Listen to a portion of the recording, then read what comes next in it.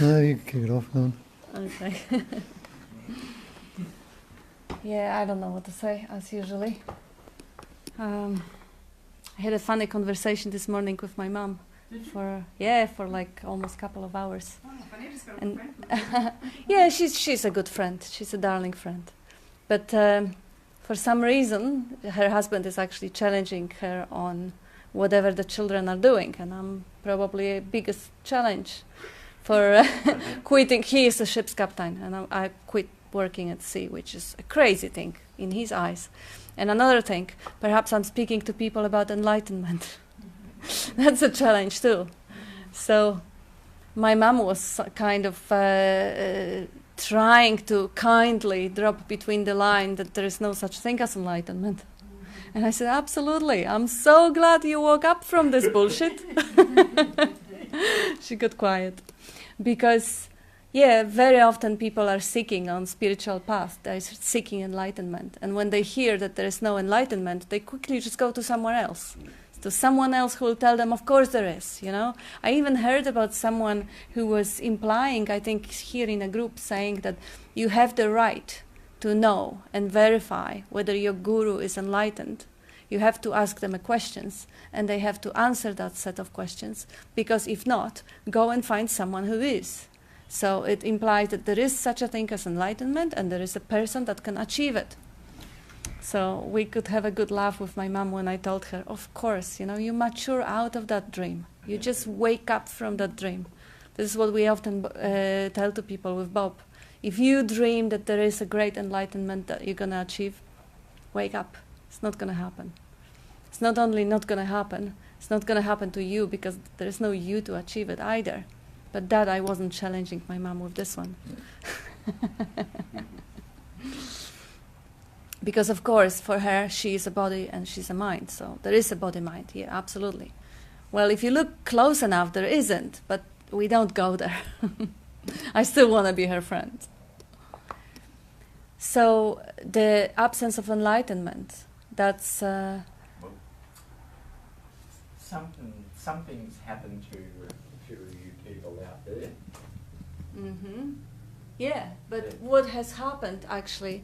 waking up from the dream of being separate individual on the way to achieve the enlightenment. That sounds like enlightenment to me. Well, whatever you want to call it. Yes, it is one of the words that they use for it. But it implies that enlightenment is a thing. It's like how careful you have to be with words. Same with awareness. What is the awareness? What is the consciousness? What is the space? Can you grasp it? Can you show it? Can you outline it? Like even roughly, where it exists and where it doesn't? Where does it end? Like they're concepts, and they're really empty concepts. There's nothing to them. Like really, the closest you can get to enlightenment is the nothing. Like there is no thing. There's nothing to be achieved. There is nothing to be found. And resting in that nothing is called enlightenment. But it is not a thing that has arrived or the person that has arrived somewhere. It's just a label of the state of not, the state of absence of selfing, absence of taking everything personally, absence of being preoccupied with me and my story.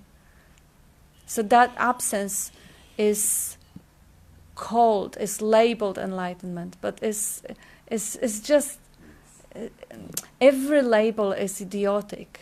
One could say freedom from, like freedom from the bondage of self.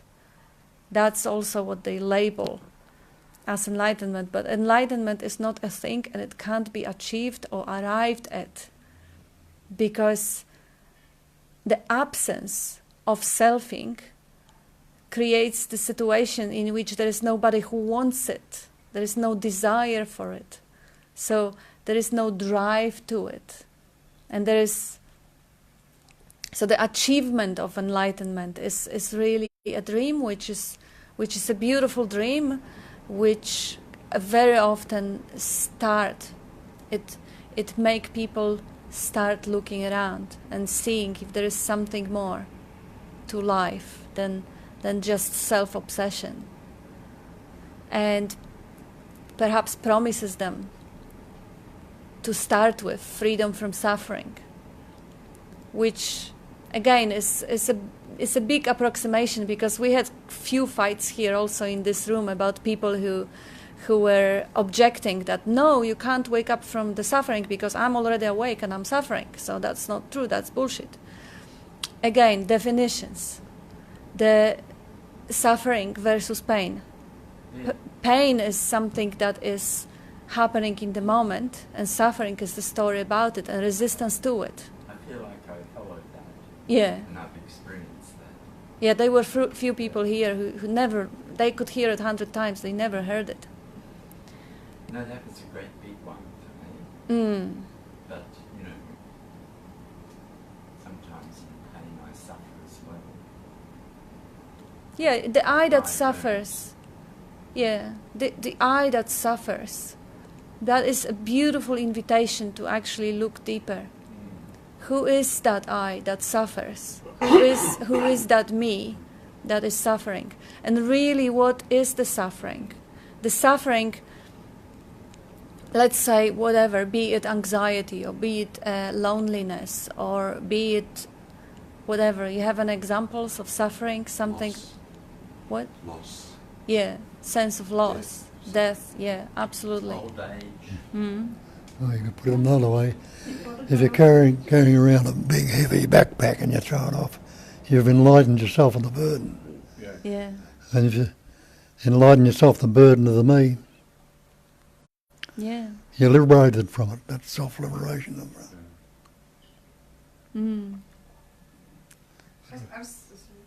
Yeah. I was Come running, closer. I was running by separation. I'm just feeling relaxed. I was running by separation. Nobody's gonna hear you. You just make me ride up and down. You Okay. can't believe that spot ever. No, that You almost I'm did. talking You're about right. you, Tony. That I have to drive this whole drive. vehicle I like can, you. I can No. carry the I can shift it back microphone closer. around, but Okay. it has to What be did you want to attached. say? Yeah, so I was one stage, I probably asked here too and got yeses, but I don't know, it's probably changes, but separating between sensation and pain. So to me, pain still seemed to have reaction, but now I think about it as just probably momentary reaction without a big story. So that's a little tiny story that's barely noticed, maybe. Where sensation is just, like you said one time, you worked out 21 sensations after you'd broken your arm, and pain wasn't in there because you'd gone down a level to all these sensations, and so it doesn't actually hurt, and there's no reaction to that. However, you'd hopefully notice that all those sensations led to, oh, let's go to the doctor. Yeah, you don't really It's like have to, extricating fear out of it. you You don't just have to sensation. decide to go to the doctor. The body will know what to do. Yeah. And it'll just be moved to the doctor. But Yeah. so to me, pain has still got, it just, maybe because it's a loaded word, it's the way I'm using it. It's got some kind of reaction that sees it as some kind of reaction. But I suppose, yeah, contraction Isn't could be pain something. just a natural bodily function? Like, that's just your body's protection Yeah. mechanism. But if you find But it, it's what you think about it if is you what think the of it as suffering is. hurting, then you're already loading in. Yeah, well, that's I what you're don't like thinking it. about it. Yeah. But I mean, pain is just a natural thing that your body produces, isn't it? But I mean, you can take cold and put that on the same level, but then if you once say, oh, what's the sensations underneath cold? Cold disappeared. Reaction to it and the notion of cold went, and instead there was like something I couldn't even describe. The closest I got was like heavy lead, you know, and I probably could have maybe taken that out of there, you know.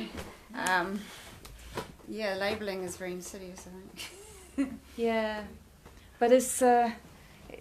I was actually thinking about the distinction between the suffering and pain, which is kind of more basic distinction. Well, I suppose more Like relevant. because I don't know me, but yeah, no, that's helpful. Of course, you have the, infinite potential to actually go deeper and deeper into the subtlety of the vibration. You end up with just different vibrations, just vibrating patterns of energy, and that's beautiful. And if people are like saying pain in different ways, it's kind of like when you're on the same page, you're having the same discussion. It's a little bit less likely to go past. Yeah. You know, a bit more fruitful perhaps.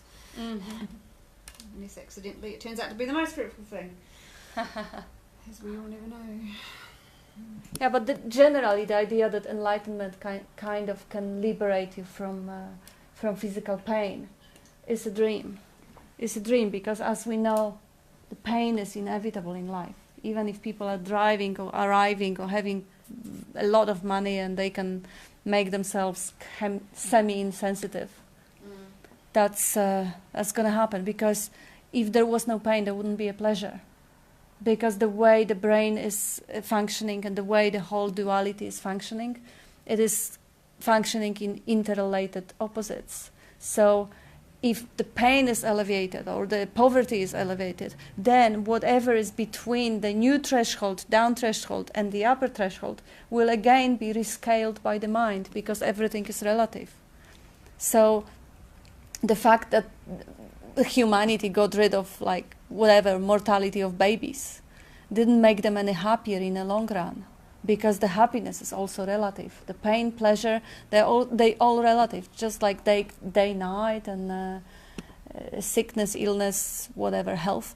They have to be there. If the level, the average age 100 or 200 years ago was, 36 years or something. Now, and then 3 children out of 10 would make it to adulthood. So that stuff has changed. But the average happiness, even though we live longer, is again the same. Is because the kind of the frames or the relative, the brackets are in a different location, but the relativity, the duality is the same. So to remove pain is absurd. It can't happen, because it will just be redefined as by the brain. If it goes like now from 0 to 10, that's just the 10 will go somewhere else. I just noticed a pain, and then because sometimes reaction drops, eye reaction drops, and then sometimes it pops up, and possibly it's just because you'd mentioned something and that notion turned up here because you'd mentioned it months ago. There's still that same set of pain sensations, but there's a joy in the activity actually happening, full stop. Mm-hmm. And so the wee pain happened there, but first it was labelled in as pain. Second time round it wasn't. I can't say anything about it really, and then it was gone anyway, so I couldn't see if this other thing would turn up or not. Yeah. Simple way of putting it, pain is physical, suffering is mental. Yeah. Yes. Yes, so all the suffering can be removed, because the mental activity can be recognized for what it is. And then it's not taken on board, it's not taken seriously, it doesn't sting. That's perfect. Yeah. Yeah, so that is called... Makes the sensation pain, in that case just sensation. Yeah. Absolutely, yeah. So you can say sensation, whatever the sensation is as it is. But now the story about it, the judgment about it, or resistance towards it, is the suffering. And even the same thing happens with pleasure. If there is a pleasurable sensation, whatever, you go on vacation and then you have to come back. Oh, I don't want to come back, I don't want to go home. That's suffering already. Of course, it may be at different degrees of the suffering, but even having a good run and wanting to preserve it can be pretty painful. Or waiting for something else to happen, waiting till the children grow up and leave home so we can, or waiting till I get retired, whatever, that's the same, that's the story, that's conceptually arguing with what is, arguing with the reality, labeling it as not good, not this, not yet. Tension. Yeah, yeah, it's tension, it's actually tension, you call it uneasiness is the disease. Resistance. Yeah. Resistance. If you're not at ease, it's disease. Yeah. Yeah. So any sort of uneasiness, and this is a beautiful machinery, because it will let you know the way this one functions. You may not even be purely aware of the thinking, of the story going on, but the sensation that is stirred by the story will let you know if there is a contraction, if there is any uneasiness going on, if there is some sort of tension. So it is actually quite helpful to be aware not only about hearing, seeing, tasting, touching, smelling, but also about that movement, that surge, that sort of, because it is the thing that is, well, at least it was sitting with me for most of the time when I was believing myself to be within the limits of my skin. And it was sitting with me as a sense of unworthiness or sense of uneasiness, that sense of lack, that sense of not being enough. So this thing, when it is almost like calling for attention. And very often this one is medicated with attention seeking from outside. Like I was still joking with my mother today about my need to have close friendships because they were like a mirror. If my 2 or 3 girlfriends tell me that I exist, okay, then I exist. Now it doesn't matter. But people have different survival strategies. Some people need to have a position in the group because that gives them that sense, okay, I'm real. Or they need to have physical comfort, no fear, because that gives them the sense of... Anyway, the uneasiness within, the sense of lack, is medicated by different strategies from outside, or it may be medicated by addictions. Yeah, But I was in a relative bubble for a few years, but the disease was that, I just didn't know the truth to life. yeah, There's just like a low level uncomfortableness because I didn't know the truth to life. It's the closest I could think, because I was not really being... There were other moments of things and other light issues, but they're probably repressed in such a way that was really the one that was... Yeah, this is not all there is. There's like more value needs to be yeah. The idea that I should know. discovered. The idea that everybody Yeah. else knows, but I don't know. Yeah. And now I should know. Well, somebody out there might know, Oh, but it's not right as it is. yeah, yeah. Yeah. Yeah, all of those little subtle ideas that as it is no good, that it should be medicated or changed somehow. This is the brilliant mechanism that this body-mind machine has, that the acute suffering coming from it pushes people to start looking a little bit deeper. So it is a gift. Suffering is a gift.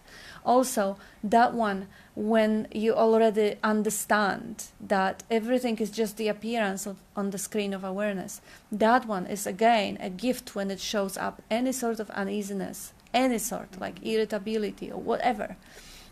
It's if the attention goes back and notice it, it right away loses its sting, because now it is noticed as an object in awareness. So this whole thing has been designed the way to actually, it is a perfect trap for the individual. It is impossible to wake up and realize the consciousness because the individual is a dream. So it is perfect trap. The I that wants to wake up will never do it. But at the same time, the consciousness has designed the whole dream to recognize itself. So that little elements of suffering, elements of uneasiness, they're also a hint for the consciousness, not the individual. The individual is going to resist it, medicate it, do whatever. But the pure consciousness to actually follow it. Like Bob says, look within, stay with the fear. Stop running away from what is. Look, really face it until it becomes what it is, what it always been. Nothing, just a vibrating pattern of energy. So whatever is happening in a solar plexus or throat or in the heart or whatever, any sort of a contraction, whether it is recognized as a story about me or it is not, or it is just a feeling, like a gut feeling, I don't know, something's not right. At that level, it also is an arrangement that nature has done and included in the machinery for the consciousness to be able to recognize itself. Because the consciousness is the one that is aware of it as an object. So it's not a practice really, but it is actually valuable to notice, because this sort of sensations and vibrations, they are available in the moment only. We can't recall the past moments, but then the sensations will show up presently again. So if there is a commitment, or if there is a devotion to finding out the reality of what it all is about, then being vigilant about what is going on inside and noticing all uneasiness when it comes about may be a beautiful way of meeting and learning and experiencing that what is.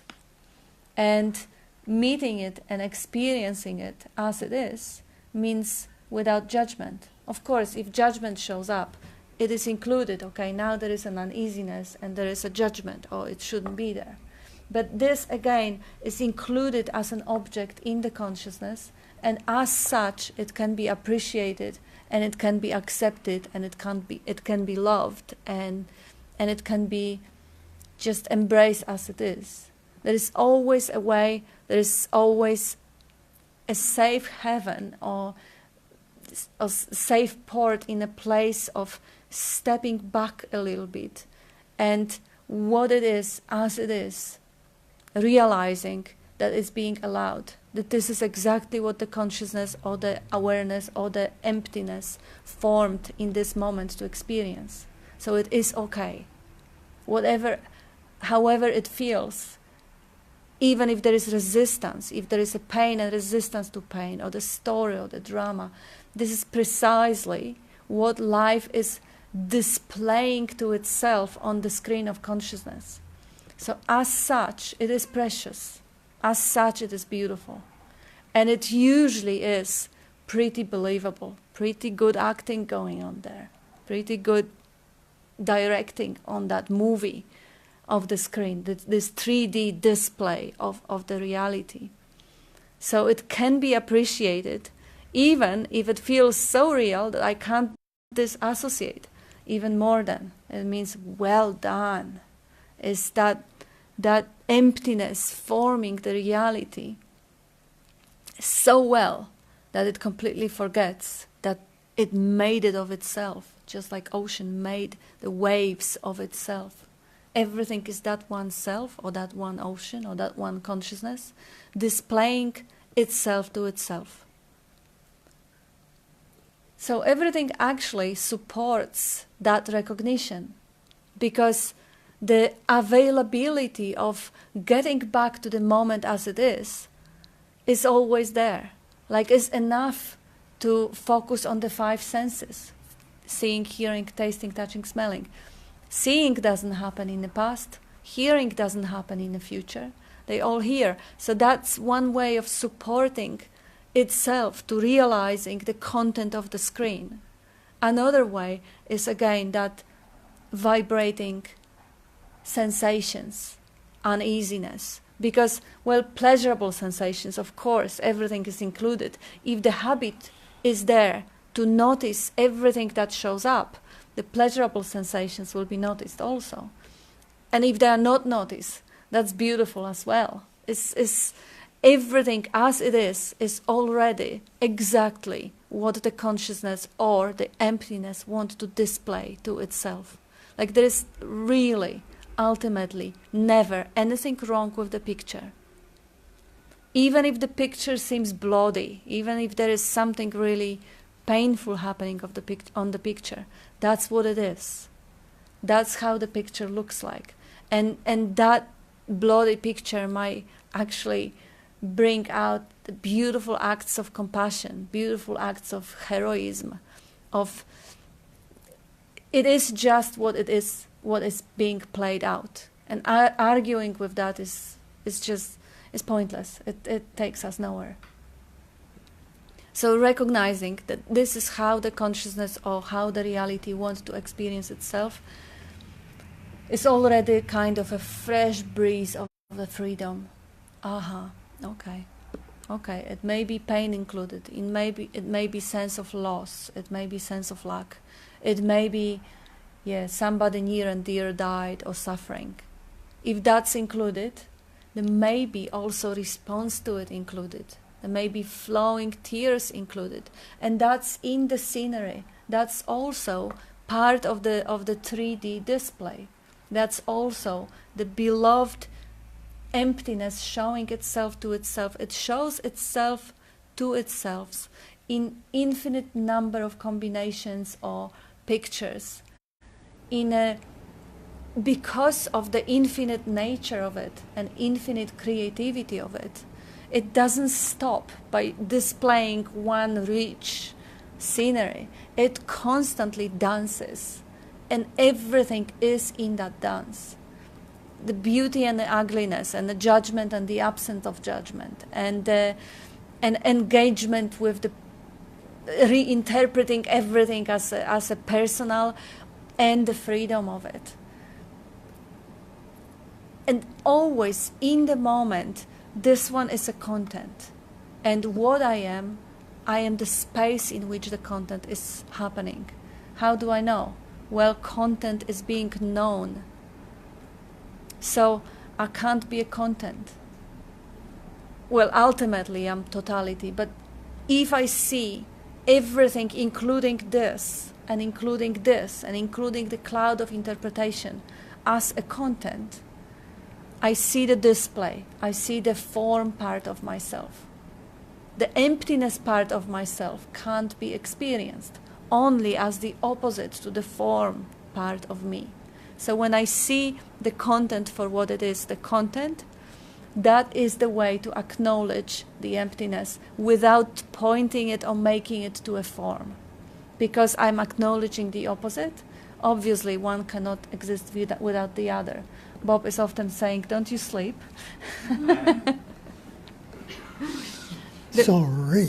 You are not. That nothing can come from... Can anything come from nothing? No. So anything that shows up in that space or that nothingness is nothingness itself. So acknowledging the forms, which is the emptiness forming or dancing, is also acknowledging emptiness, because there is only one. There are not two. It's not that we have the screen and we have the movie, we have the form and we have the emptiness. No, they're one. They're just aspects. I've got a question on your definition of content. So I might have been going broader with content. Yes. So you're just meaning by content labeling, anything that includes the labeling. Oh, it includes every form, with or without So label. you're using form as anything that's already labelled, because I was sort of using them as kind of unbounded in their way and unlabelled as well. I was including content to be everything. Yeah, absolutely. Unlabeled too. Right. Yeah. Okay. So you're using that for form and content. Yeah. Right. Yeah. That's what Pure I originally thought, but then I wasn't potentiality. sure. Yeah. Yeah. Pure potentiality. Yeah, I ran away from that one. But anyway, yeah, just Yeah. Doesn't matter. all a It's, manifestation Anything perceivable or conceivable? or inconceivable. Or No, unconceivable. No, Or or conceivable. potential. Or just even potential. That's Conceivable, not... yeah, I see what you're saying. It covers Mhm. the non-label. So anything thought up or anything physically sensed? Yeah, Yeah. without any labelling whatsoever. Just Well, sensations labelling doesn't even never come into it. It defined. doesn't matter. It doesn't matter. Yeah, whether the labels are there or not doesn't really matter. If they Oh, are, yeah, they not putting include it. judgment on the value of it, but Yeah. just wondering whether included. Yeah. It's two separate. All Yeah. included. Yeah. All included, yes. And again, the separation between the emptiness and form is again only conceptual, because they're not separated, they're one. This is only to illustrate, because we have to use the conceptual, we do have to use that machinery to communicate, and that one cannot conceive of nothing. So we say that nothing is the opposite of everything, but it really not, it's not, it's the same. Yeah, because I think when I think of machinery, I don't bind it already. To What- me, it's just like a bunch of nothing definable. So when you say this machine does that, I just see a bunch of nothing definable. Yeah, yeah. Some activity, and even that's labeled, but yeah. yeah. So I usually convert a lot of these phrases down to the lesser molecules, because we don't even know what's there. Yeah, the most appropriate way of speaking about it would be to just stop labeling, stop communicating, stop using dual examples, because examples of form and emptiness is a dual example, it's a duality. Or content and the screen, that's also duality. I The like best pointers. way- Pointers yeah. really work for me, Mm. but when I hear those words, I don't see them as separate things. like there's generally a filter to blast it all apart, but the filter is still damn. You know, sitting here doing nothing would not work here at all.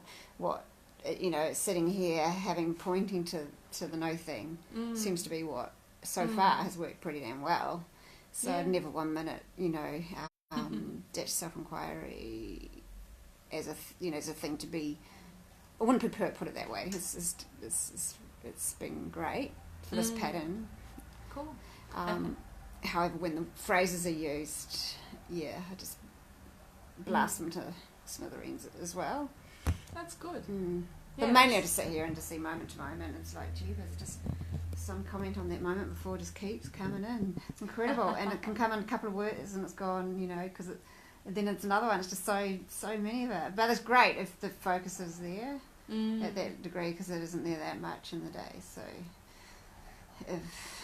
So I don't really listen to a lot of what you say, but sometimes a whole few minutes will all be fantastic pointers, but it will be, and what's it like if nothing is there? And if she says this, what does that mean if nothing is there? And if she says that, what does that mean if nothing is there? So they're all point, but it's really just moment to moment, seeing if it's gotten something's crept in again. And that's when it's most focused. That's just all that means. Yeah. Yeah. And that's really what it is about, actually. Just looking beyond the words and recognizing it moment to moment, beyond the words. They are people, and they are holy sort of sages and saints who decide not to speak for 10 or 20 years, and then they sit in silence, and it works. There are people who find those type of guys. You know, there are people who just do meditation, quiet, yeah. Well, Ramana, a lot of his teaching was just silent.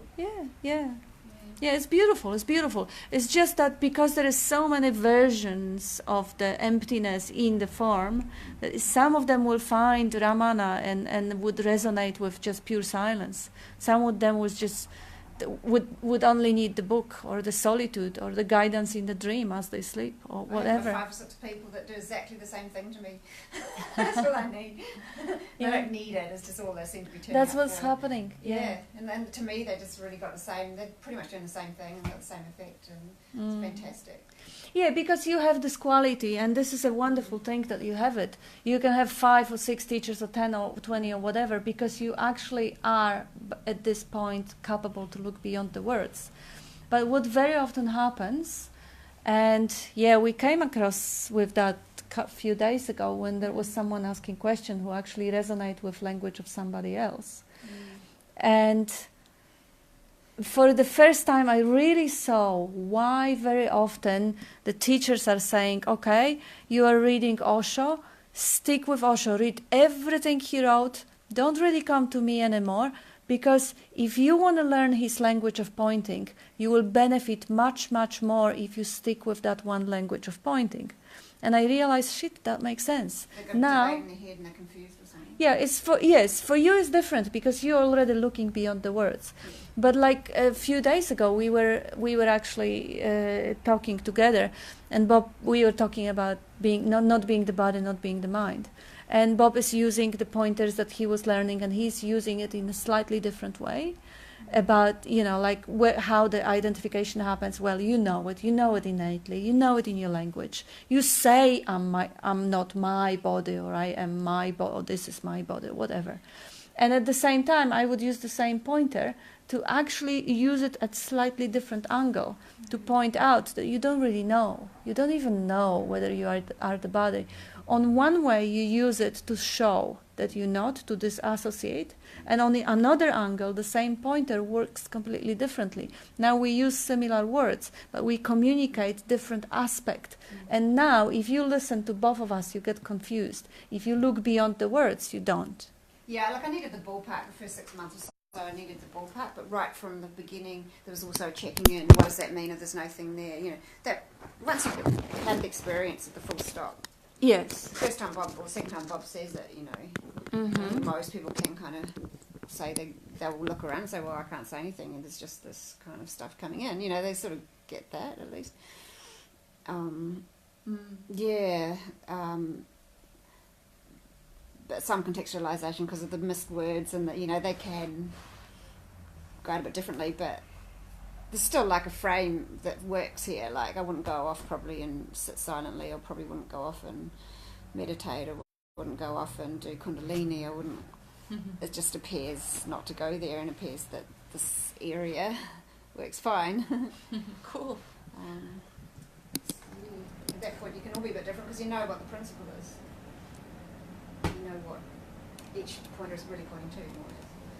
There's a beautiful little analogy, if you like to call it. I don't know what you call it. That's the name for them. One ship sails east and one sails west, by the self-same winds that blow.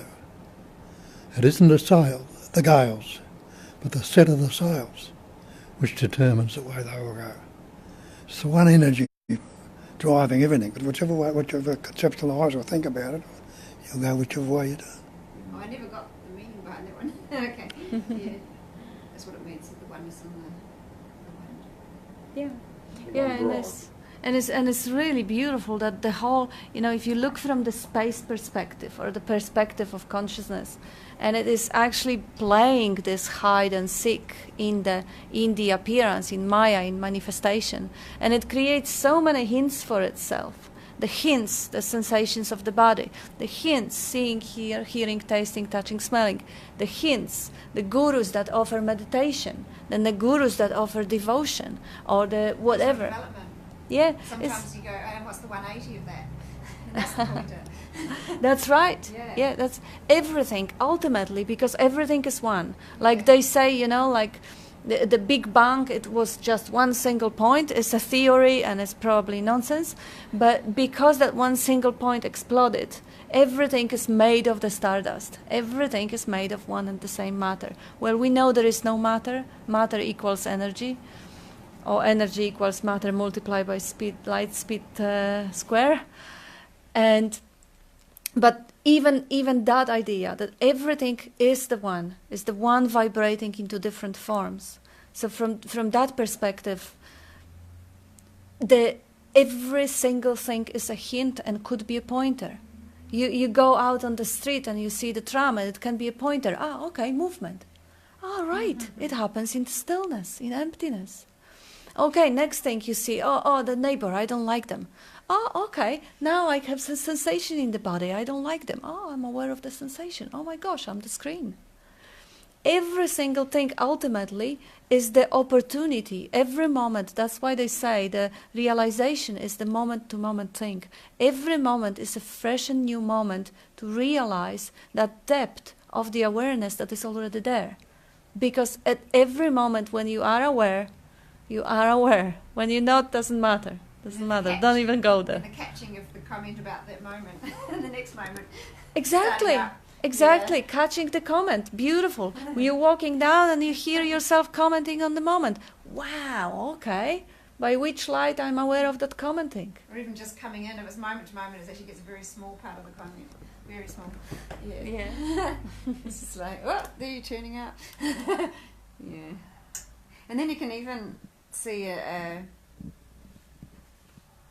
some sentences then just seem to be only about a claiming of a self, just in a sentence. But if the blasting thing is coming in, it already doesn't seem to mean anything apart from a few words, even at that moment.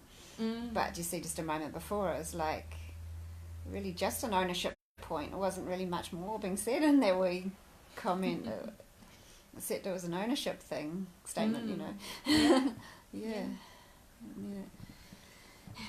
Yeah, so all of it is an invitation, because ultimately there is no way out, it is one, and it is aware of itself. It is aware 24/7 all the time. It is aware of the content, it's gone in the content, but it's never gone. It's only dreaming. This is just a dream. So if the ocean experiences itself as a wave, it never stopped being the ocean. It never stopped being a water. It's always what it is. And the potentiality of discovering that you are this water or this ocean is there moment to moment. And it's fresh and new. And every moment it finds its way to itself in a slightly different way. So there may be a pointer, there may be an insight, or there may be just dawning. There may be just ordinary awareness. And that's the beauty of the dance, and that's the beauty of living the effortless life. That's not finding an enlightenment for me. There is no enlightenment, there is no me. But the effortless living, the way in which this recognition is being embodied moment to moment. And moment to moment, it doesn't mean that there won't be a gap when there is a thought, because to be able to see the thought, that thought needs space too. So there is a place for everything. There is a place for thoughts, there is a place for sensations, there is a place for judgment, the habitual judgment. If there is always, I don't know, let's say whining about the rainy weather, I don't know, I don't really care about the weather. I mean, I like every weather, but there are people who have that habit, and that habit comes up again and again and again. Even that, even a judgment of whatever is happening is included, and this judgment shows up, and then realization, judgment. And without any resistance to judgment, like everything has its place in the appearance. It's just that one more thing, seemingly there is one more thing, but practically there is one less thing that is playing in the whole play. And then it's like it's and then nothing. Yeah. That's pretty cool. Yeah, so it's just recognizing dream as a dream moment to moment without taking it to be reality. So there is one less thing going on really. Again, this is not to say that the recognizing the dream as a dream happens constantly. To be able to recognize dream, you have to dream first. So the dream is going on. The dreaming is happening all the time. The dream is known for what it is, but it's still going on. Awakening from the dream is probably going to happen when the body dies. I'm just getting that I get so distracted. That's why it works better to come to satsangs and that.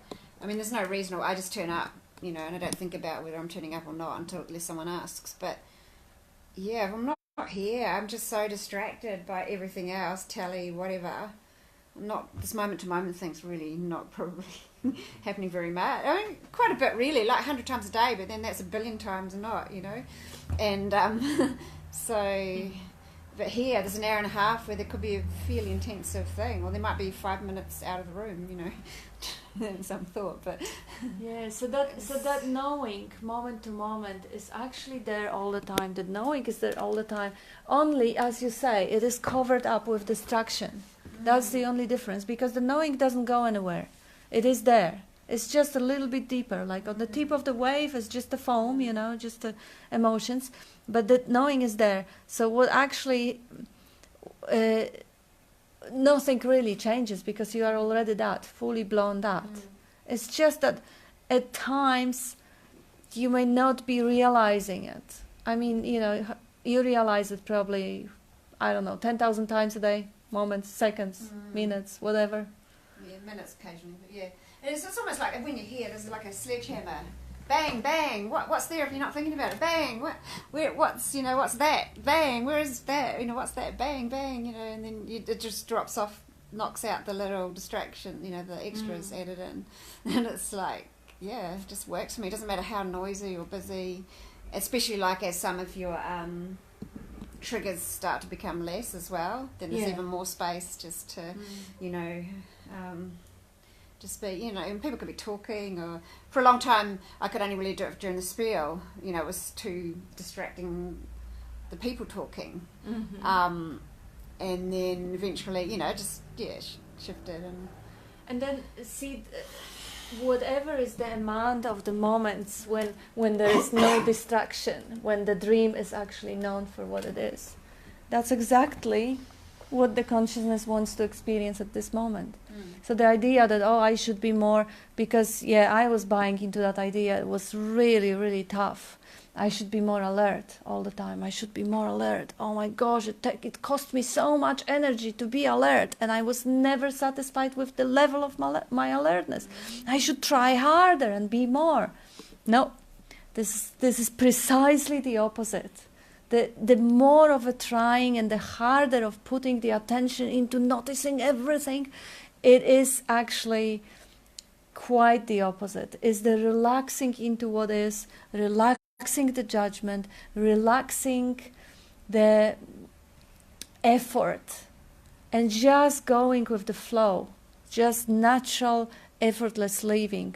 Okay, I'm doing this now. Oh yeah, but the mind was quiet, there was no recognition. I was doing this for last 10 minutes and there was no idea that it is the dream or it isn't a dream. That was just completely quiet. And nobody has the problem with that. There is no idea that, oh my God, I should have 10 minutes, I've been washing dishes and there was no thinking. Oh my God, I should have been recognized and I should be chatting, dream. No, it's nothing wrong with life if it's nothing wrong with life. The realization, whether it is or it isn't a dream, doesn't happen in the head. It is natural functioning. If the recognition comes to the head or from the head, whatever, doesn't matter. Life is effortless. It doesn't really need anything different than what it is now. And then, of course, if the suffering shows up and the triggers, as you say, or anything that shows up, it may promote further recognition. But that's again, nobody has done it. Life provided the suffering. Life provided the opportunity for investigation. Life took the opportunity and provided the recognition. So really there is nobody doing anything wrong at the moment. There is nobody who should try harder now or ever. That is really just relaxing into that flow of life, which is already so. And that's a bad thing to say on the groups like this, because then people say, that why are we coming here? We don't have to come here. We don't have to do anything. No, we don't have to. We can't. It's not even whether I have the choice to do something or to not to do something. What choice does the fruit have about ripening process? No choice. Is the sun shining, whatever, there may be a pollution, doesn't matter, it has no choice, it happens by itself. It shines out of the sky of the ass, it has no choice. And you have no choice whether you show up on the group like this or you don't. Yeah. Because the life exposes itself to certain frequency of pointing, or it exposes itself to this, or it doesn't. So, there's never been a question here, is it the right or wrong way? It just never turns up. you want to say something? Call it all spontaneous and a beginningless, endless, timeless process. Yeah. Just happening by itself. Not to anybody. So can you pinpoint a start anywhere to your next thought or an end to it? Nope. And is there a thinker thinking it? No, it's just all flowing naturally. Thoughts appear just as everything else appears. Just like sounds appear, just like smells appear. We tend to differentiate, like, but they were selfing thoughts and non-selfing thoughts. They are thoughts about whatever I'm doing, and they are thoughts with my self-obsession about me, what they think about me, and all that meing or selfing thing. They just appear. So, and in some situations there is more of the noise. Oh. For example. Yes. It Yes. totally depends on the speaker, because some will be holding that like a grain of salt, and others will be a big I thing to be saying that way. Yeah. And it takes a bit of filtering to see the difference, which is just a filtering process, which means nothing. Yeah. In particular. Yeah. And also the process of interpreting everything and understanding everything. Oh, this is what I'm doing right. This is what I'm not doing enough. Or I understand this one. Or I disagree with that one. I'm so glad I don't have any of those. Except around Yeah. communication. Oh, good on you. Not on duality. Yeah, good on you. It's that's a big part of the ripening process. And, you can go this way here. Thank you.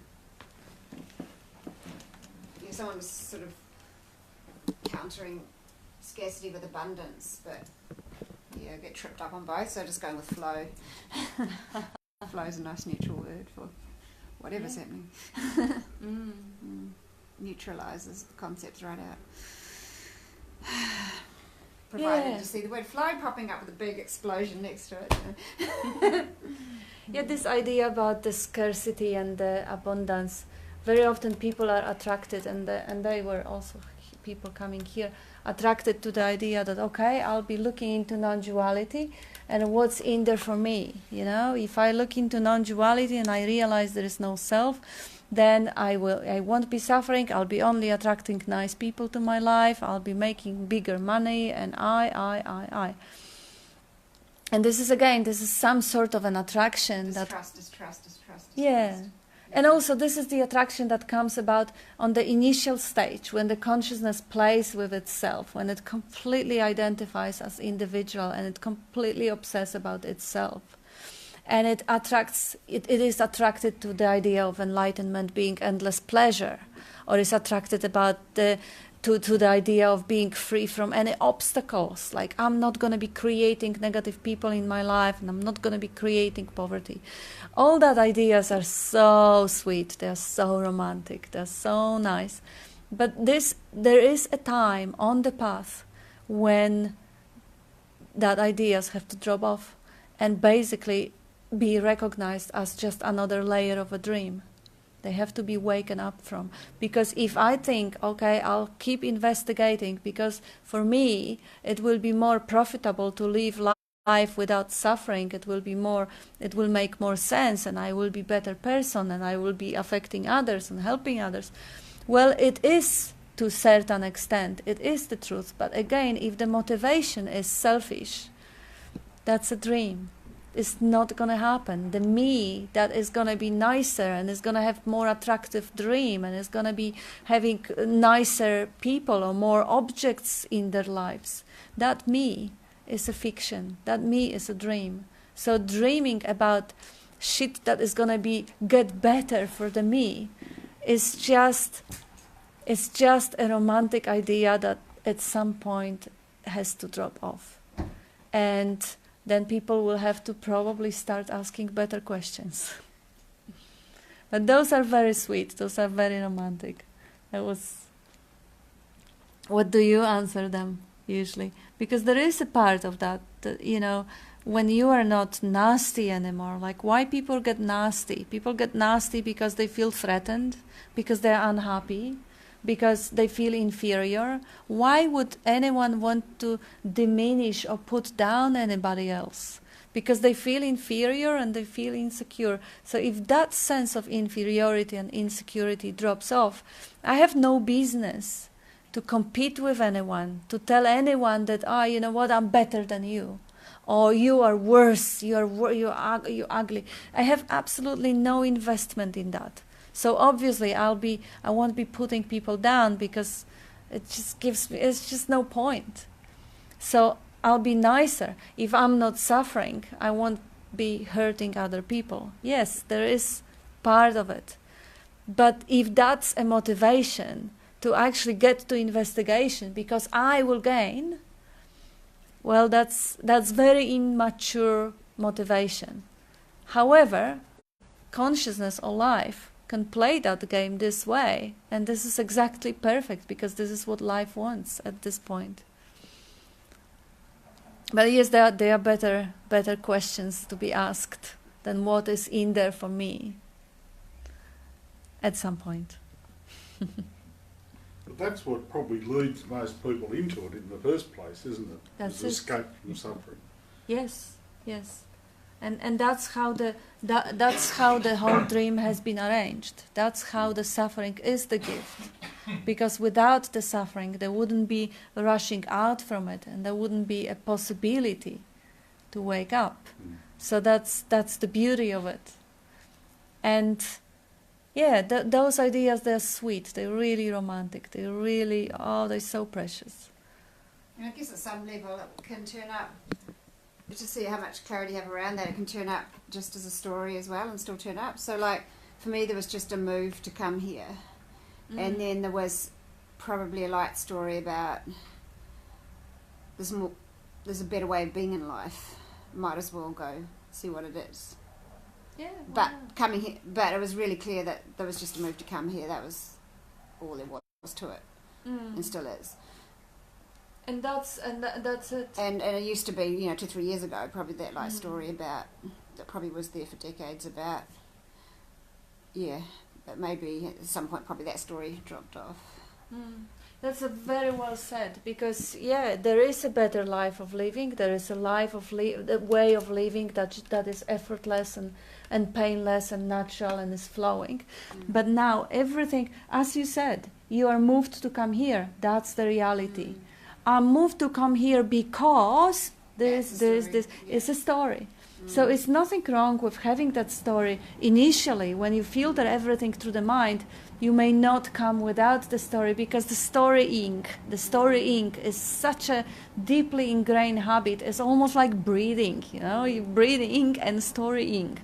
So the story of there is a better way of living, or the story that I will be in ecstasy or bliss, or the story that I will be helping others, or whatever the story is just an overlayer on the natural movement. If there is an attraction towards non-duality, the consciousness will find the way to move the body and find its group to sit and absorb the frequency and tune into it. And the story overlaying it, yeah, is sweet, is romantic, but it's just a story. It's just a narrative. It doesn't matter. And this is often, we all using stories, we speaking words all the time. So I'm actually defeating my own way of pointing, because on one hand, we try to say it in the way that will be the most plain, the most obvious, the easiest to grasp, because mostly people who are listening, they don't really understand how to switch off the interpreting services and listen with pure resonating, with absorbing, with the complete receptivity. So they will be listening through the mind, and they will be agreeing and disagreeing with the pointers, fitting them into the logic. So when the pointers are really plain and really basic and really logical, they may strike home, but they may also stop in the mind. Because, oh yeah, it makes sense. Yeah, that makes sense. Yeah, I'm buying it. So Comes back to needing trust as a way of being. Appearing to need trust as a way of being. Mm-hmm. I'm glad I'm not 6 on the Enneagram. God, I hate to have that. Well, sometimes the distrust is the way. See, Bob is, and his distrust and his doubtfulness, doubting everything, checking everything, verifying. Yes. Yes, really disbelieving absolutely every word. On one way, you kind of seem to need to be receptive and have faith and just relax into the message, and it will take you where it needs to take you. On the other hand, you do have to, every single word, verify with your experience, because nobody can really describe the experience in the way to make you feel it, because that is going to be imagination. If I describe it so well that you will feel it, that will be the mirror neurons, or that will be an imagination that will induce the experience. And that's not where we want to end. That has to be verified, like really this mango has to be tasted, or this walk has to be walked. So the investigation is about questioning everything. Like, okay, whatever I'm saying is nonsense, is bullshit. You can very easily, I can prove it to myself very easily. Oh boy, I got it after my father. I can prove absolutely anything. I can tear apart every word I'm saying and make it absolutely ridiculous. Easy. But that's not the point. The point is to go beyond the mental commentary, for or against anything.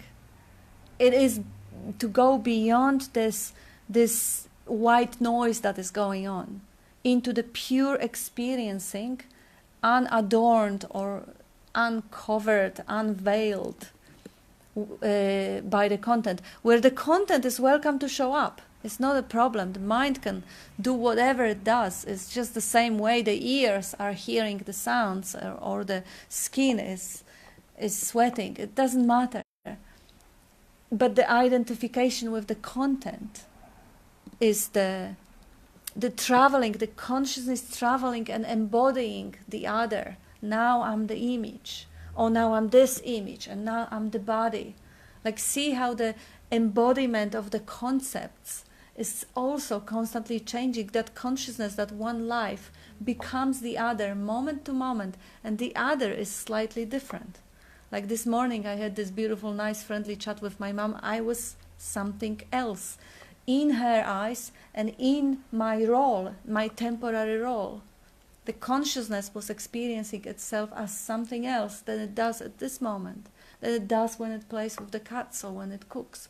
It's always kind of putting, it's like I like the idea of the illusion that Hindu call them Maya. Maya is like a goddess, and it's a beautiful goddess, sparkling and blinking, and it's having a gorgeous dresses, and it changes them all the time, and it dances. So every moment Maya has different dress. Every moment the consciousness experience different scenery, different content, different role here, different roles there. Everything covered with concepts. Everything interpreted, understood or recognized as something other But only from than the those, one. Only by those conceptualizing, right? Yeah, of course. That's what you mean. Yeah. That's what creates the reality. The mind creates the reality. When you fall asleep and you don't dream, you don't experience any reality. You see, even without the interpretation, if you close your eyes, part of the reality disappears from the experience. If you close your eyes and ears, bigger part of reality disappears from the experience. I still need to close my eyes quite a bit in here, just to, be pointed back, if you know what I mean. Because, otherwise I'm distracted sometimes if my eyes are open. So Yeah, like Julia was sitting here and she spent an hour of the meeting attracted to observing what is cat doing and how cat doesn't get attention when it should. Well, depends what's important, depends what you value. I mean, of course it's entertaining, of course we can watch the movies all the time, but if you're really about seeing through the seeing, close your eyes.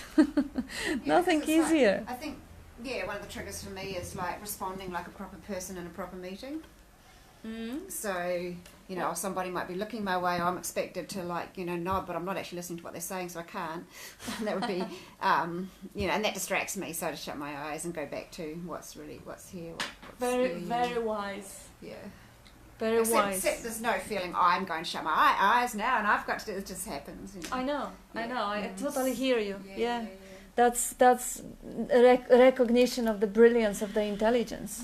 It knows what to do moment to moment. And it is actually a nice thing to realize how much our reality relies on the senses. And the senses have been trained. And the senses have been trained also with the language, with the vocabulary. For people who speak few languages, they often recognize the personality slightly changes when you use different language because your vocabulary is different. There are certain words that exist in one language and they don't in the other. People say in Spanish, my arms move a lot more. There you go, yeah.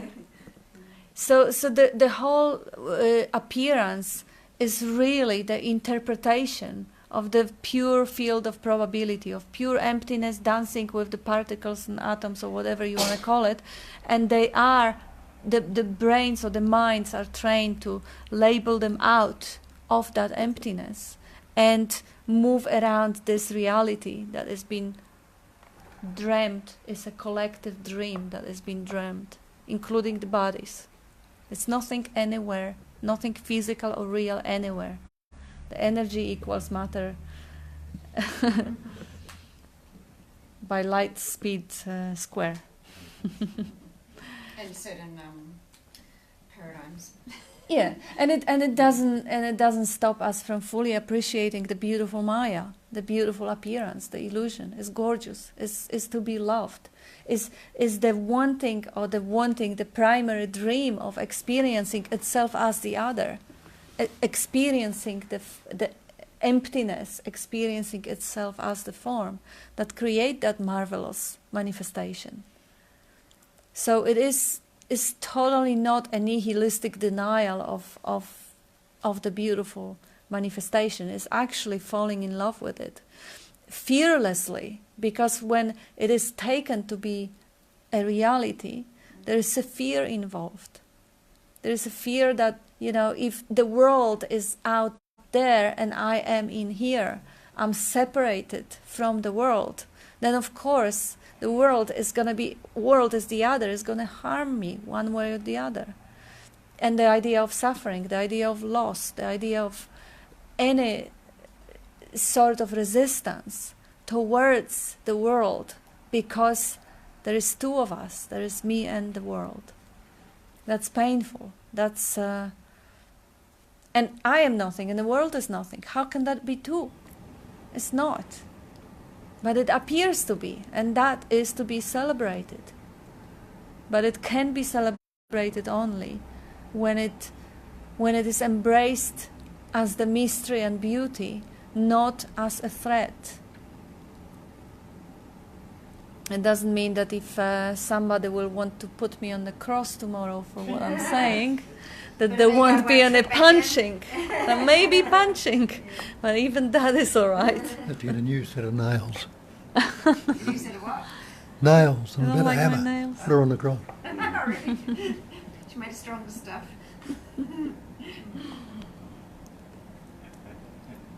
Come on, people, jump in.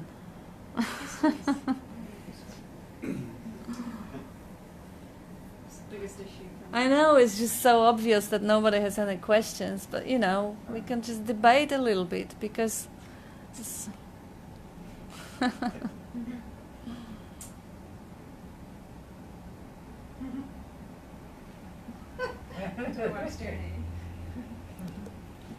tomorrow afternoon I'll be chatting for about 3 or 4 hours.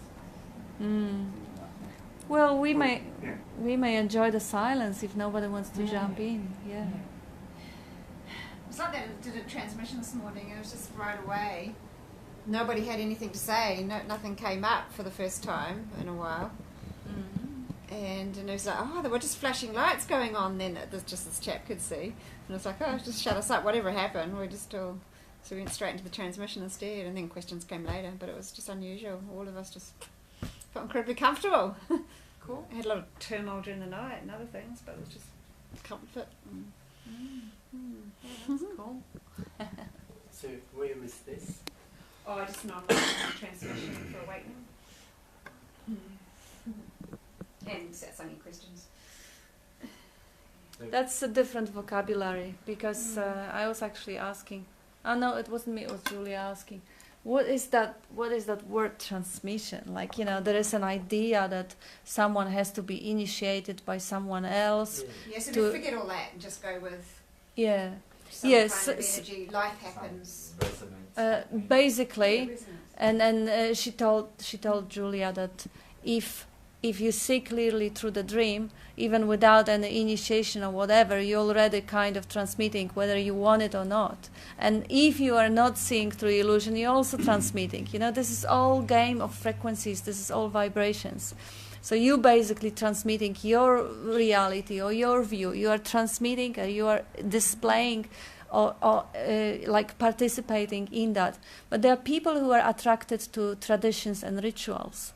They are attracted to the tradition of a Shakti path. One of my very good friends is attracted to the idea that only a great guru can introduce you to natural state. Like, come on, if it's natural, why would you need anyone? But people do, and this is how the consciousness is playing out through these people. They need to have someone who is confirmed, or there is someone who got a transmission from someone and is authorized to transmit, or someone who will poke you with the, how you call it, the peacock feather or something, or induce kundalini and all that stuff. They may or may not wake up from it. It is up to life. Life may dream that dream for the rest, and that's fine. It's nothing wrong. This is life dreaming, every single dream. This is a dream. This is a dream. Everything is a dream. So whatever the life is wanting to experience, they say, I'm awakened and I'm qualified to awaken you. Whatever. It's romantic, it's beautiful, and some people are attracted to it and they will find it. And others just say there's just life happening. And, there's just transmission for awakening, and that's all it is. Nothing more, nothing less. Yeah, yeah. And Adyashanti, what he genuflected for 20 years or something, and then one day in the middle of it, oh, okay, that's it. You know, you don't know what it's going to be. Yeah, it's basically waking up from any ideas. Like if you are practicing meditation, you may wake up from the idea that meditation is your path, or Zen is your path, or 12-step program is your path. If there is no you, what can be your path? What can be your way? So it is really just Everything with a grain of salt. seeing everything as a story, beautiful story. Open-minded and skeptical. I like that. I like just open-minded. That's very best. I don't have the skeptical side so much. Not in all parts of my life, but yeah. And sort of. I'm skeptical about certain powers behind governments, but apart from that, that's just fun. It doesn't matter. That's interesting. I think, you know, if you take enneagrams, the suspicion thing runs deep, I think, in Australia. Some people will say it's quite a thing that, you know. Comparing to who? To what? Is this person worthy of listening to? Because if you're open-minded, you'll look at it, and if you're skeptical, well, you won't believe it outright. Right, until cancel you it out. experience it or whatever you do. And then it's great when the idea of belief either way has to happen or not. So, And then if the idea of belief has to happen either way, drops off, and you well, really just beliefs there's just a are writing of funny it. things, You know, yeah, it's yeah. the spontaneous experience. With no looking at it, no need to trust. No.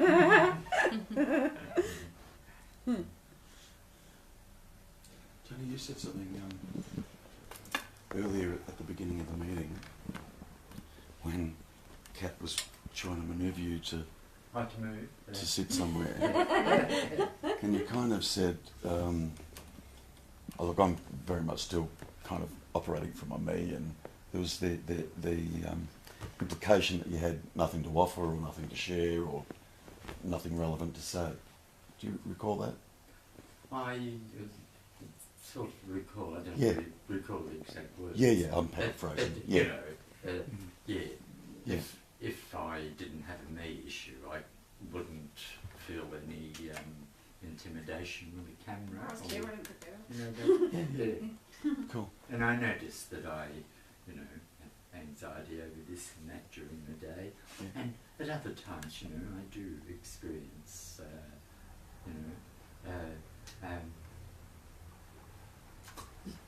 and I mentioned the other day, you know, I think that Kat said that Bob said, fake it until you make it. I can sort of experience, you know, now if it was like that and I felt that way, you know, just I would The say mood was stop gone. faking the otherwise. yeah. And it's quite wonderful when Yeah. you just walk down the street and you have no cares and you don't mind who you're going Speak to up. meet. Yeah. Or it's anyway. Yeah. So, how long have you been coming here to Bob's? Oh, since Just- January, I think. I don't know. About beginning of the year. Yeah. Okay. Yeah. And I'm going to ask you to be as honest as you can.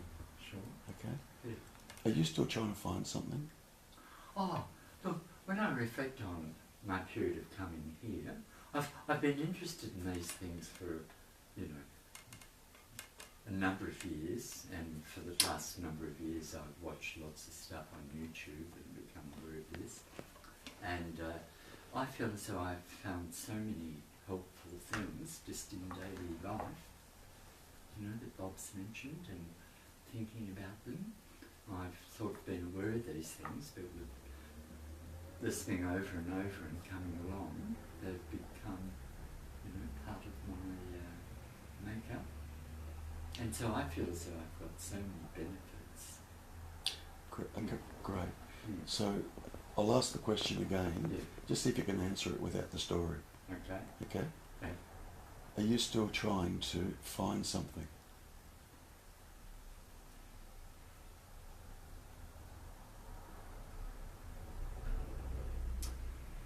Possibly. That's because often when I think about it, I just think, oh, this is it. You know, and I haven't found it. It's kind of it's really it's kind of Yeah. a yes or no answer I, if you're being honest.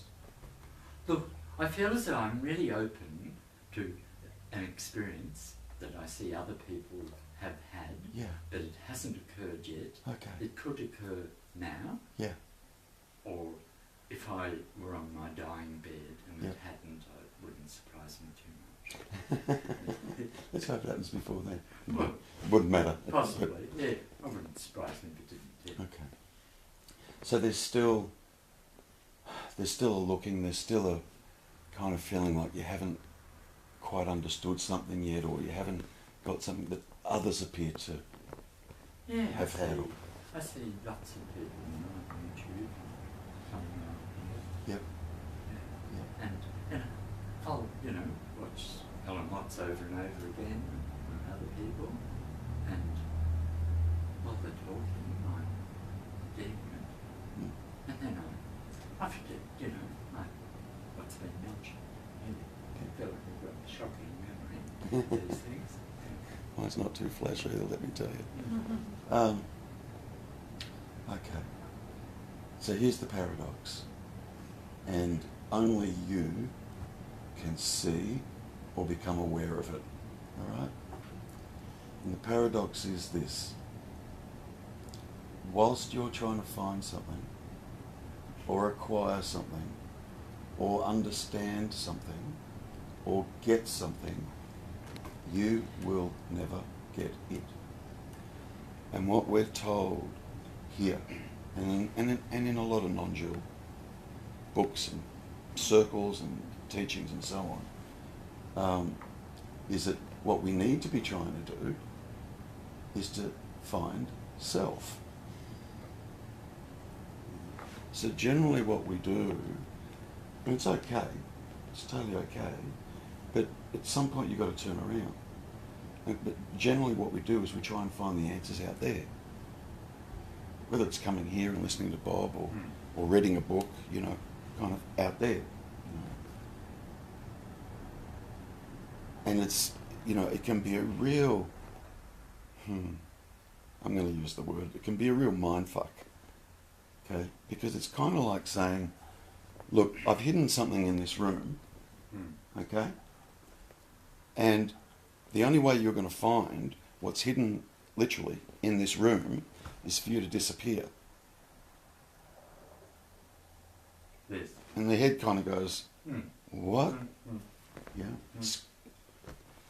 If I disappear, then I can't even be here to find what I'm looking for. Yes. Ah, there's a little pointer in there. And you're so diligent. I hear you coming along here all the, like you're here virtually every I'm night. such a slow learner or whatever. Yeah, well, maybe Well, it's okay. I don't necessarily think you're a slow learner. I just think you're looking in the wrong place. Possibly. That's all. Yeah. And And I can see that me is no use for, it's just a bother. So, in that sense, I don't feel terribly frightened of losing me. So what you just acknowledged is me is still here, and I'm not too fussed whether it comes or goes or. Mostly, Okay, all right. So great. That's what I meant by honest. Okay, so there's the acknowledgement that me is still here. Agreed? Yeah, yeah. Okay. And Because I have periods of anxiety. Sure. periods of yeah, sadness, you look. Listen, whatever, listen. You can have. That's You me, can still have periods of anxiety, my friend. But You can. yeah. But okay. But anxiety is I can be anxious, but when I'm not letting it affect the me, it sort of wafts through and disappears. But if it becomes contracted, then whatever the word is, it's hard to get rid of. I've understood that for a long time. Okay. So what? Excuse the words I use. What efforts have you made? And I mean this literally. What efforts have you made to go searching for me? I think I do it in a leisurely sort of fashion over a number of years. Okay. It's not intense. Yeah. Don't seem to have that ability to focus for long periods. Okay. But every day I would spend a number of hours, in this sort of, looking, Where are you looking? Well, I'm looking at, the dream world, whatever, and seeing it as, amazing things that pop out of the ground, or things to be needed to be pruned and altered, and then that's when I think my me is involved. But When you say the dream world, sorry for jumping in there. When you say the dream world, can you be more specific about that? What do you mean when you say that? The space objects, all that stuff. Okay. The experience of the body and hearing the voice. Yeah.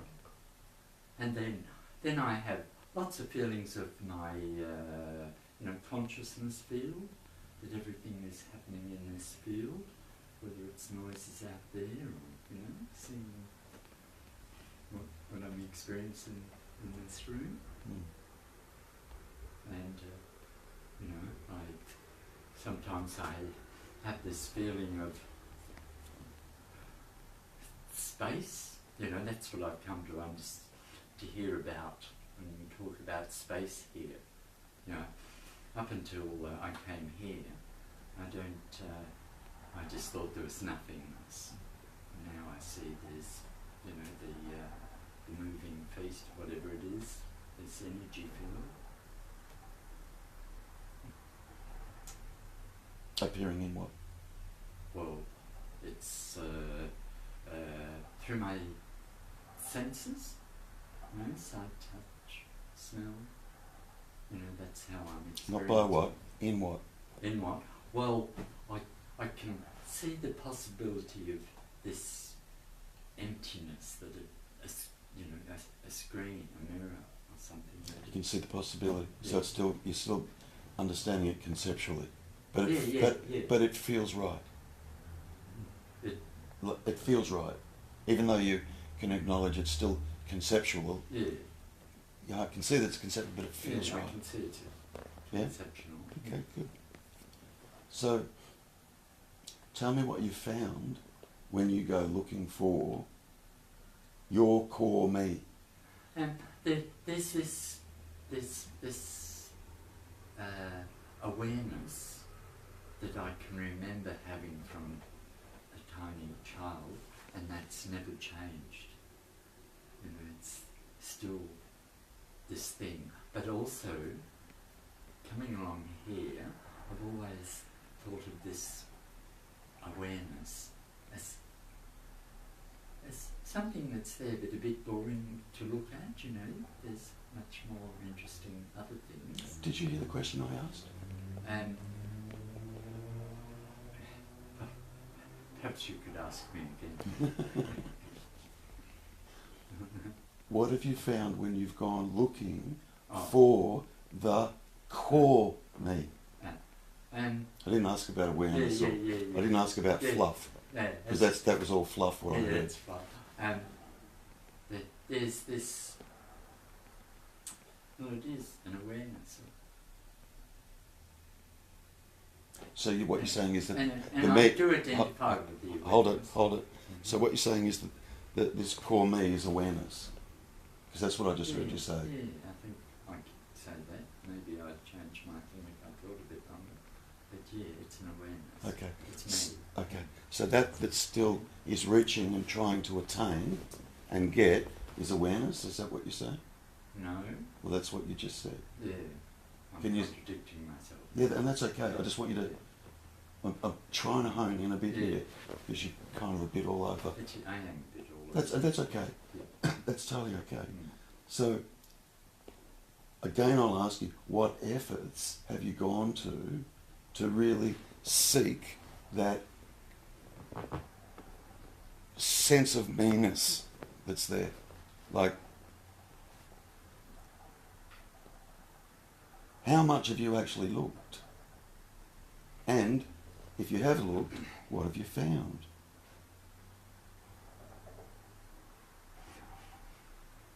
I feel all I can say is I've found something that has never changed. Beautiful.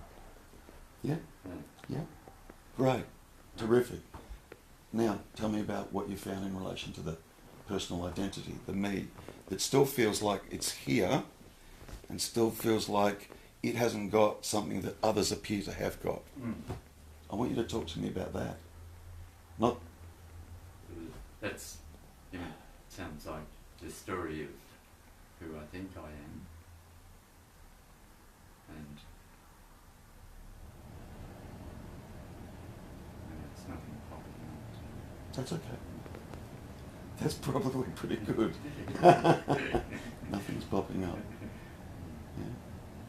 So, in your most... It's just life's drama of, you know, changing things where nothing's real in the sense that it's always changing. Okay. So, what I'm alluding to is you discovering this me that's here or there, right? That's verbalizing everything that comes out of your mouth. I mean, everything that comes out of your mouth. Life's changing, there's this and that. Oh, and there's this and that. Who or what saying that? Or who or what is aware of that? Or who or what believes that? Have you gone in? Because it's one thing, you know, it's one thing to observe that, you know, like thoughts just sort of come and go, and when I'm in the moment, you know, and life's flowing and I'm in that flow, everything's wonderful, and yeah, look, that's all fine and dandy, but you're telling me you still feel the sense of me. And my question is, how much of a look have you actually had? Really? Oh, look, I feel like I've done as much as I can at the time. Yeah. Yeah. Okay. But that's not. Look, if I'm sounding critical, I'm sorry, I'm not. I'm just trying to be direct. Sure. Yeah. I'll ask it again and just see what happens, yeah? Okay.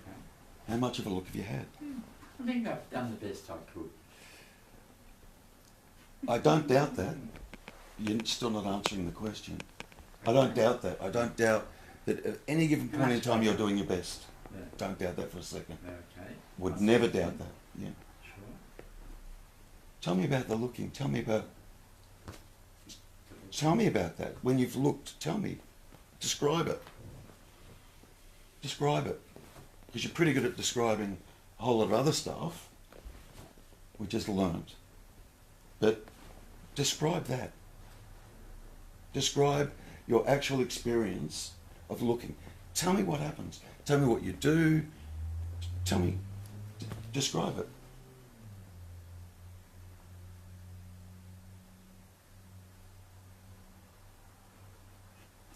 It's shut me up. Well, that's okay. That's okay. So there might be something in what I'm saying. Yes. Because what came up for you is, I don't know, fucking great. Whenever that comes up, that's awesome. Anytime I don't know comes up, awesome. Like Kat was saying before, you know, it's kind of two ways you can do this, you know. I'm not the body, I'm not the body, I'm not this, I'm not this. Or you could also go, I don't know. I don't know if I'm this or not. I actually don't know. I don't know is a really great place. Full stop, isn't it? Yeah, yeah, and you know, in that I don't knownness, you stop. Everything stops. But when the I know comes up, there's a freaking huge story attached to that, and I can't wait to tell you what I fucking know. You know what I mean? Yeah. So you know, I've said this before, that self-identity or that meanness, you know, it's, I don't know how else to describe this, but it's quite deep. It's really close, like really close. So close that we don't even notice it. We don't even notice that we're still operating from it. We think we're still operating from it. We don't notice it. You know, because we can say things like, yeah, I've seen this, I've seen that, and I understand I'm not the body, and it's all the concepts and belief systems that I've had, and hanging on to the story of my life, which has created the me, and I can see the nonsensicalness of all that. I can see that. And what we fail to see is that is saying, I see that. Who or what's that just said that? Because initially we come here and, you know, we start seeking, and quite quickly we understand, well, quite quickly, that's relative, but there comes a point where we see and we understand that, hang on a minute, I'm not actually what I think about myself. I'm not what I think about myself. Yeah. For example, you know, you might have, Yeah. you know, you might be an adult and you have extreme low self-esteem, yeah, and you kind of discover that low self-esteem is just about a story that you're telling yourself. Okay? Yeah, I sort of have those realisations most days. You know, that's, you know, complete nonsense what I've just told that person about me. You know? Yeah. Great. So there's a great example right there. Yeah? Who said that? Stop. Yeah, exactly. Yeah. Yeah. That's what I mean by it's close up. Yeah. And we run with it. And we kind of, you know, initially we kind of disidentify with memory and the imagined self that I've brought into the present and call that me. I mean, that's really, really insane. Straight off the bat, if you look at that. I'm going to bring the past into the present, and I'm going to call that me. At best, all I'm doing is I'm bringing a memory into the present and calling that me. And the memory is only a description of what actually happened. It's not the actual. So we take the description to be me. That's wacko. Logically. Logically, if you just look at that, that's crazy. But we all do it and we don't question it. But if you actually start to question it and look at it, my God, what? I feel like so I do question that a lot there. Yeah, good. Now, question that just said that. Who? Oh, I do that a lot, and I do. Yeah. Who? What's that? Who's that? Who said that? Who said that? Where'd that come from? Yes. Do you understand? Oh, yes. Yeah. Yes. So that. It's, I feel like I get to that point, you know, often during the day, but not further. yeah. So it's kind of deeper, but that's the wrong word to use. It's close. It's really close. We don't even realise that it's happening or that we're doing it until someone will ask the question. A Bob will nail them and goes, "Who wants to know?" That's all he's pointing at. Oh, I don't understand. I've been coming here for years and I still can't get this, and I've seen all the stuff that you've taught, and racka. And he'll sit there and goes, "Well, who wants to know?" I come along many times a week, and So, question. I'll be back. Great. So, question. That just said all that. Yep. Who or what's that? Who said that? Who said that? So, but look and and just try and become more aware of the fact that stuff is still coming out here and you're identifying with it. There's still you that believes it's either seeing something or not seeing something, or coming here or not coming here, or getting stuff, and I've learnt and I've experienced this. And do you understand? That's what's being caught. That's what's being caught, and that's what needs to be seen. And it's real simple. That's when it gets easy. When it gets easy to get, hang on a minute. And it usually gets quiet too. Because there's nothing conceptual about it. There's nothing conceptual about, hang on.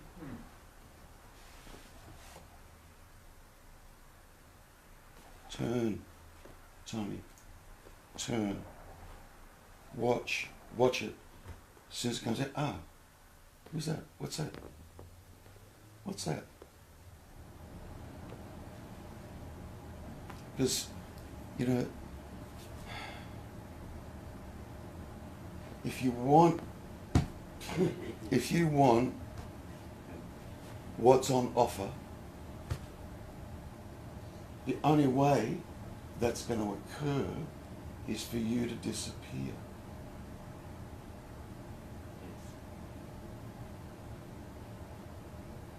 That meanness, that identity, that's got to go. But for it to go, you've got to see it, see the falseness. It's a phantom. It's a total phantom. Father Christmas. I love that saying. Like Father Christmas. It's not real. But I still believe in Father Christmas. Yeah. So what you need to be asking is, who or what is it that just said, I still believe in Father Christmas? See how close it is? Yeah, I do. Yeah. I do. Yeah. And turn. Yeah. Eventually you've got to turn and look for yourself. You've got to. Otherwise, if you don't do that, you'll just hang on to a whole lot of concepts and understandings about this. And you won't be able to embody it as such. Can I say that? Yeah.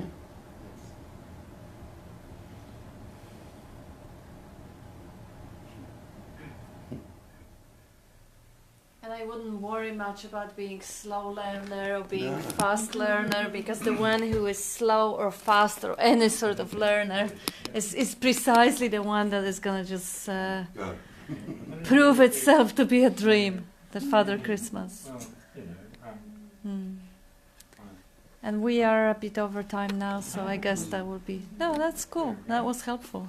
Yeah. Thank you, everyone. Thank you. That's the same knowing that tells you I don't know.